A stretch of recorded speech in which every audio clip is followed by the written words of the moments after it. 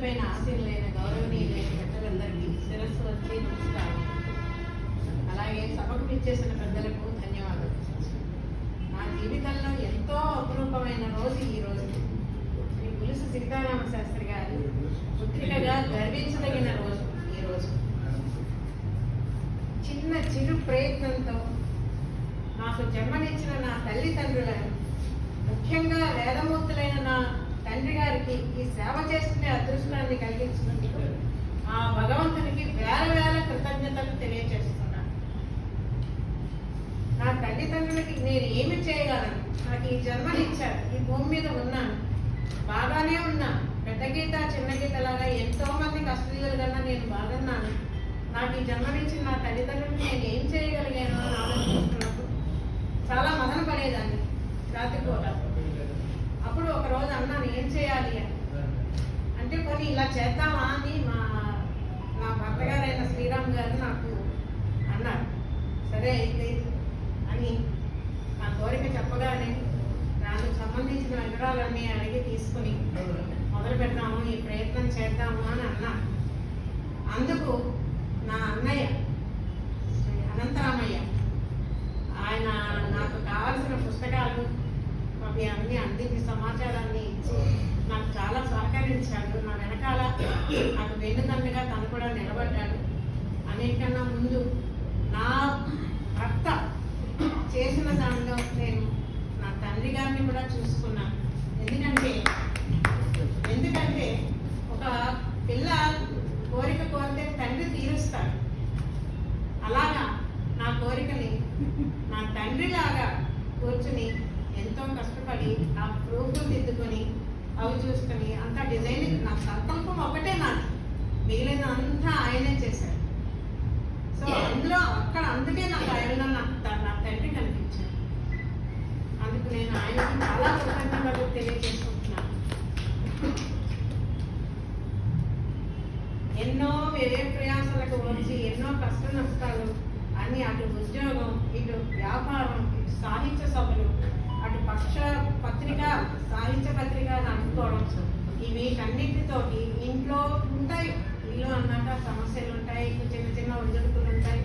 వాటిని తట్టుకుంటూ పైకి ఏ మాత్రము తొనకకుండా వెనకకుండా నిబ్బరంగా వ్యక్తిత్వంతో ముందుకు సాగి నా తండ్రి శ్రీ పులుసు సీతారామ శాస్త్రి గారు ఒక మంచి ఉచ్చస్థితిలోకి వెళ్ళి అందరి చేత శభాష్ అనిపించుకున్నారు. ఈ రోజున నేను ఆయన కూతురిగా ఎంతో గర్వపడుతున్నాను. ఒకసారి నేను బజార్లోకి వెళ్ళినప్పుడు నా చేతిలో రాజమండ్రి అన్న పేరుతో ఉన్న ఒక సంచి ఉంది. దూరం నుంచి ఒక ఆవిడ వచ్చారు నా దగ్గర. ఏమండి, ఈ సంచి మీ చేతిలో పట్టుకున్నారు, మీరు రాజమండ్రి వాసులా వైజాగ్ వాసులా అని అడిగాను. నేను రాజమండ్రిలో పుట్టి పెరిగిన దాన్నండి, అత్తవారి ఇల్లు ఇక్కడికి వచ్చాను, ఉద్యోగరీత్యా ఇక్కడ ఉన్నాము అని చెప్పాను. అంటే ఆవిడ రాజమండ్రి అంటున్నారు, రాజమండ్రిలో ఒక గొప్ప మహనీయుడు ఉన్నాడు, మీకు తెలుసా అని అడిగాను. ఆవిడ పేరు పాలూరి శేషమాంబ గారు. ఆవిడ అడిగితే ఎవరండి అన్నారు. పులుసు సీతారామ శాస్త్రి గారని ఒక పండితుడు ఉన్నారండి, ఒక మంచి ఉపాధ్యాయుడు, విద్యార్థులకు మంచి క్రమశిక్షణతో జీవితాన్ని చెప్పగలిగినటువంటి ఒక మంచి వ్యక్తిత్వం ఉన్న ఒక మంచి మనిషి అన్నారు. నేను ఆయన కూతుర్నండి అన్నాను. అంటే ఆవిడ కళ్ళమట నీళ్ళు వచ్చి గట్టిగా పట్టేసుకుని నన్ను, ఎంత అదృష్టం తల్లి, ఆయన్ని చూసినంత ఆనందంగా ఉంది నాకు అని చాలా సంతోషపడ్డాను. ఆ రోజు నేను మర్చిపోలేనండి, ఏ రోజుకి ఎప్పటికీ నేను మర్చిపోలేను ఆ విషయాన్ని. ఎంతో గర్వంగా ఉంది.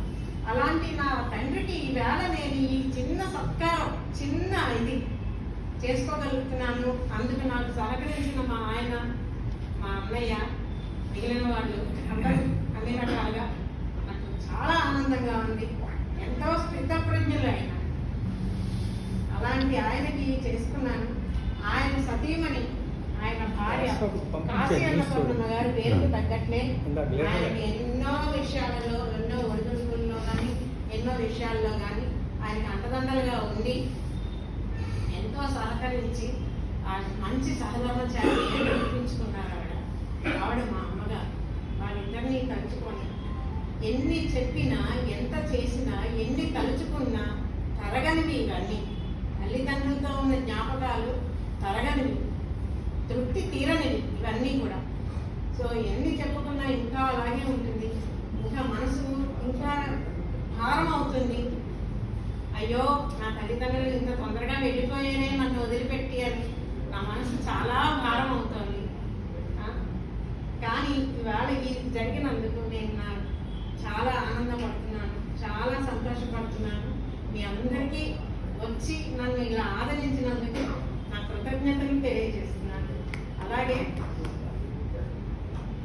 మా అందరికీ కూడా ఎక్కడ ఉన్నారో, ఎలా ఉన్నారో, ఏ జన్మలో ఉన్నారో, లేక స్వర్గప్రాప్తిలో ఉన్నారో, ఎక్కడ ఉన్నారో నా తండ్రి గారు, నా తల్లి గారు మా అందరినీ కూడా చల్లని చూపులతోటి ఆశీర్వదించాలని మమ్మల్ని అందరినీ, అలాగే మీ అందరినీ కూడా ఆశీర్వదించాలని కోరుకుంటూ చిన్న ఈ నివాళి ఆయనకి అర్పిస్తున్నాను.